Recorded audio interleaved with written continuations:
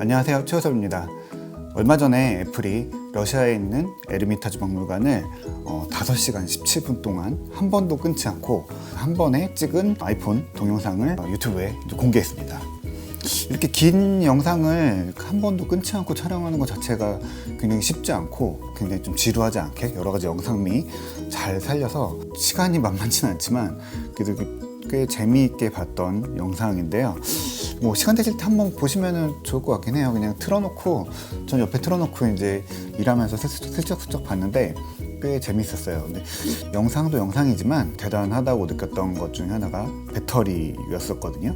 사실 지금 4K 동영상을 내장 배터리로 5시간 넘게 촬영할 수 있는 카메라 있을까요? 저는 제가 아는 한도에서는 없거든요. 근데 배터리 용량과 또 열 문제, 특히 이제 4K 촬영에서는 굉장히 예민하죠. 스마트폰에서 되게 캐주얼한 카메라로 먼저 해결되고 있다는 것 자체가 좀 놀라운 일인 것 같아요. 단순한 영상미, 화면이 예쁘다 뭐 이런 걸 떠나서 아이폰 11의 배터리를 이 정도구나 라고 볼 수 있는 계기가 좀 됐던 것 같아요. 사실 저도 아이폰 11 프로 맥스 쓰고 있는데 가장 놀라는 게 배터리거든요. 거의 뭐 이틀에 한 번 충전하고요.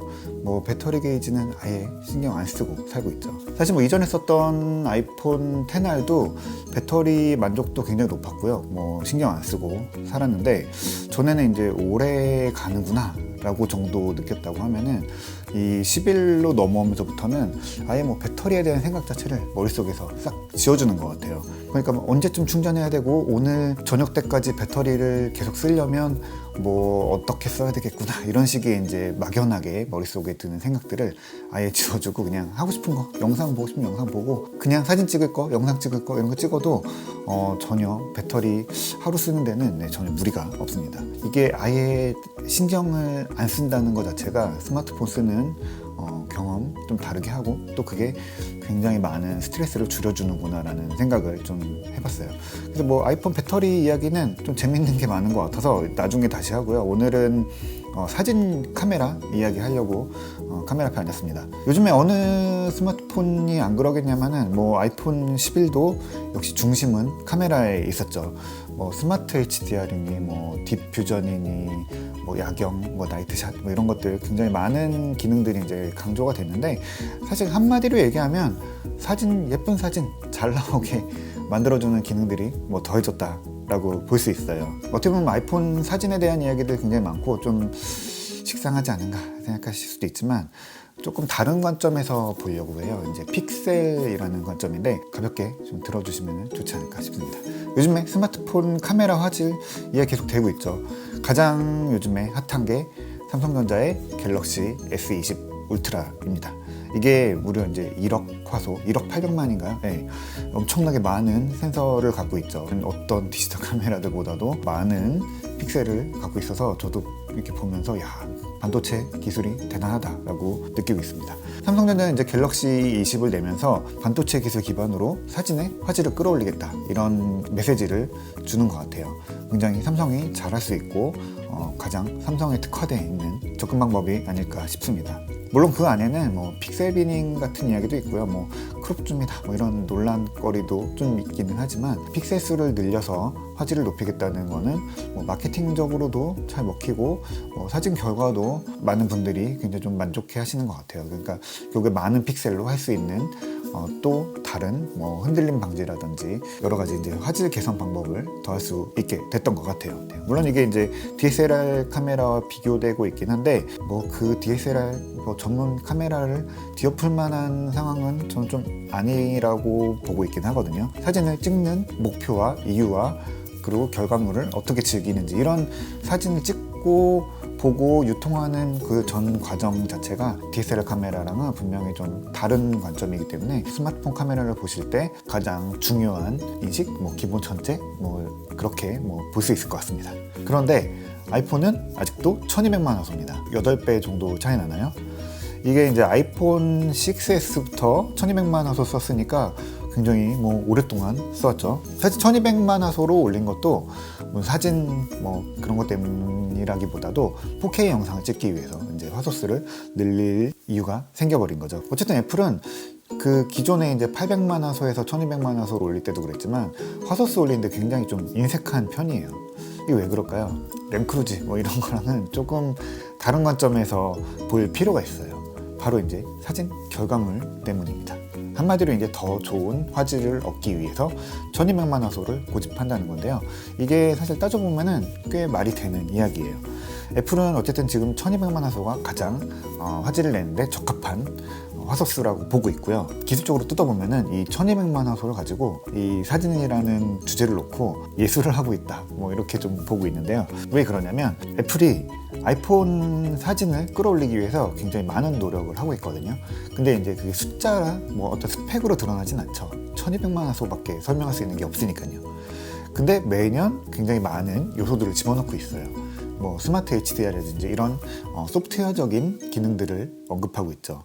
그래서 신제품이 나오면은 또 1200만 화소네 라고 하는 반응들이 분명히 나오고 있긴 하지만 그에 비해서 사진은 세대를 올라갈수록 꽤 드라마틱하게 발전하고 있거든요. 일단 애플이 사진에 접근하는 기본적인 기술의 방향성은 많이 찍는다에 있어요. 일단 많이 찍고 하나를 합치는 거죠. 일단은 셔터 우리가 한번 누르면 보통 카메라들은 찰칵하고 찍히지만 아이폰도 물론 소리로는 찰칵 소리를 내지만 그 사이에 보통 한 7장에서 10장 정도 사진을 차라락 찍어요. 그래서 그거를 하나로 합쳐서 최적의 결과물을 만들어내는 거죠. 사진을 여러 장 찍어서 합치는 거는 사실 뭐 디지털 카메라도 일부 뭐 도입하고 있는 기능이기도 하고요. 또 포토샵에서 사진 전문가들이 이제 화질을 끌어올리기 위해서 쓰는 편집 기법 중에 하나예요. 근데 이걸 하려면 똑같은 장면을 여러 장 찍어야 돼요. 그래서 일반 카메라들은 찰칵 이렇게 보통 3장을 찍어서 하나로 합치고요. 이거 포토샵으로 작업할 때도 최소만 3장에서 5장, 뭐 10장 이렇게 찍어서 합치는 경우들이 많아요. 그런데 그걸 아이폰은 한 번에 딱 누르는 순간에 차락 찍어서 바로 합쳐서 결과물로 내줍니다. 그러면 이제 밝기도 개선되고 뭐 색감도 더 좋아지고 명부와 안부를 같이 보여줄 수 있는 HDR, 다이나믹 렌즈가 넓어진다는 얘기죠.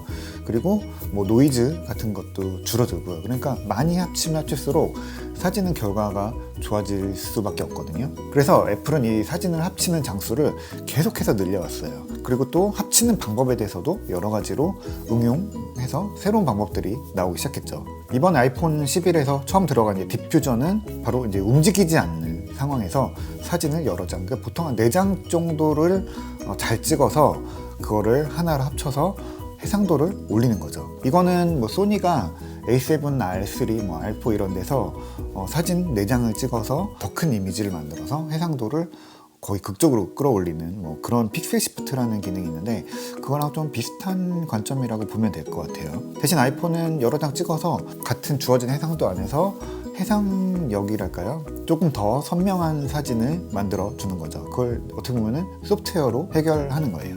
이게 야경은 더 재밌어요. 나이트샷이라고 하죠. 보통 카메라로 이제 야경을 찍으면 우리가 셔터를 굉장히 오래 열어두죠. 그래야지 빛이 많이 들어와서 원하는 사진을 찍을 수 있잖아요. 그렇지 않으면은 ISO 감도를 높여서 찍는데 그럼 이제 노이즈가 많이 생기니까 좋은 사진을 얻으려면 사실은 카메라 셔터를 오래 열어두는 장노출을 하곤 하죠. 그런데 아이폰은 그렇지 않고요.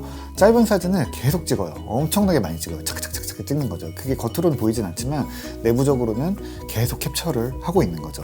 그래서 보통 이제 손에 들고 찍으면 한 1초에서 3초 정도를 찍고요.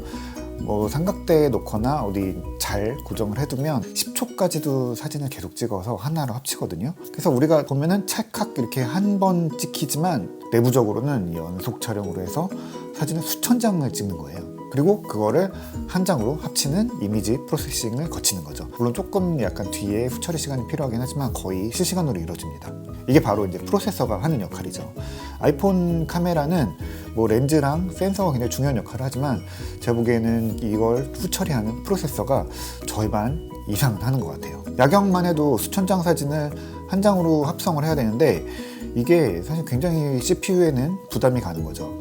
이걸 이제 ISP, 이미지 처리 프로세서 성능이 엄청나게 많이 필요하다는 거죠. 그리고 이걸 거의 순간에 한 장 한 장 찍듯이 처리를 실시간으로 해야 돼요. 그러니까 프로세서 자체에 부담이 굉장히 많이 가는 작업이고 프로세서 성능이 어느 정도 되느냐에 따라서 합성 사진의 결과물이 달라지게 된다는 거예요. 그래서 애플이 아이폰의 픽셀 수를 무리해서 늘리지 않는 겁니다.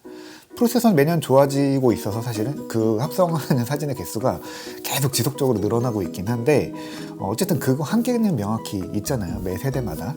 애플은 그 픽셀 수를 무리하게 늘리는 것보다도 차라리 지금 프로세서 성능에 맞춰서 더 많이 캡처해서 소스를 더 많은 소스를 가지고 사진의 질을 끌어올리겠다. 뭐 이런 방법에 더 초점을 맞추고 있는 것 같아요. 그래서 결과적으로는 뭐 아이폰으로 찍은 사진이 뭐 색이 풍부하다, 뭐 색이 예쁘다, 뭐 어두운 곳에서도 잘 찍히고 예쁘게 나온다, 이런 반응을 얻어내는 게 목표인 거죠. 그래서 어떤 선명도라는 것 자체가 픽셀 수, 뭐 화소 수 이걸로 모두가 결정되는 게 아닌 거죠. 그래서 사진을 판단하는 기준 자체가 여러 가지가 있고 애플은 그 중에서도 픽셀 수보다도 뭐 색이라든지 분위기라든지 이런 부분에 어떤 빛을 담는 그 자체에 조금 더 집중을 하고 있다라고 볼 수 있습니다. 이거는 사실 뭐 어느 쪽이 맞고 틀리다의 문제는 아니고요. 사진을 담아내는 뭐 방법론, 뭐 철학이랄까요? 뭐 그런 거에 대한 차이라고 볼 수 있어요. 그래서 다르다는 거지 뭐 어느 쪽이 더 좋고 나쁘다라고 판단할 수 없어요. 근데 이 두 가지를 다 처리할 수는 없는 거죠. 프로세서 성능 쪽에 집중을 하거나 아니면은 화소수 쪽에 집중을 하거나 뭐 이렇게 갈라지는 거죠.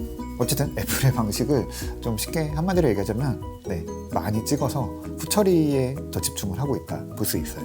저도 사실은 스마트폰에서는 이 방향성이 맞다고 생각을 하거든요. 어차피 센서나 렌즈, 그러니까 광학계 자체의 한계는 분명히 명확하고요. 대부분의 사진 소비가 또 폰에서 대부분 이루어지기 때문에 해상도의 뭐 픽셀 수에 대한 문제가 아니라 같은 사진이라도 사실은 화소수가 많다고 해서 화소수가 적은 카메라보다 선명하다, 또 화소수가 적으니까 선명하지 않다라고 판단할 수는 없거든요. 사진의 선명도는 뭐 렌즈라든지 뭐 이미지 처리 이런 것까지 다 반영해서 나오는 어떤 결과물이기 때문에 픽셀수와 사진 결과물이 완전히 비례해서 맞아떨어지지는 않거든요. 그러니까 조금 더 예쁘게 뽀샤시하게 잘 담아주는 카메라 방향이 뭐 마음이 간달까요? 네, 그렇습니다. 그 이상의 해상도가 필요하면 카메라로 찍으면 됩니다. 그러니까 카메라가 있는 거고요. 이야기를 좀 한마디로 정리하자면 어쨌든 애플은 사진을 많이 찍고 잘 합쳐서 맛있는 사진을 만든다, 뭐 이렇게 정도 보시면 될 것 같습니다. 이게 제가 바라보는 아이폰 카메라의 방향성이기도 하고요. 오늘은 아이폰 카메라 이야기 해봤고요. 아이폰 카메라 굉장히 즐겁죠. 저도 굉장히 즐겁게 매일매일 사진 찍고 있고요. 캐주얼하게 좋은 품질의 사진을 많이 담아줄 수 있다는 거는 뭐 꼭 아이폰뿐만이 아니라 요즘 스마트폰 카메라들이 주고 있는 가장 큰 가치이자 뭐 재미, 그리고 또 우리의 일상을 더 많이 담아준다, 뭐 이런 걸로 굉장히 큰 역할을 하고 있다고 보고 있습니다. 오늘 카메라 이야기 해봤고요. 오늘 이야기는 여기까지 하겠습니다.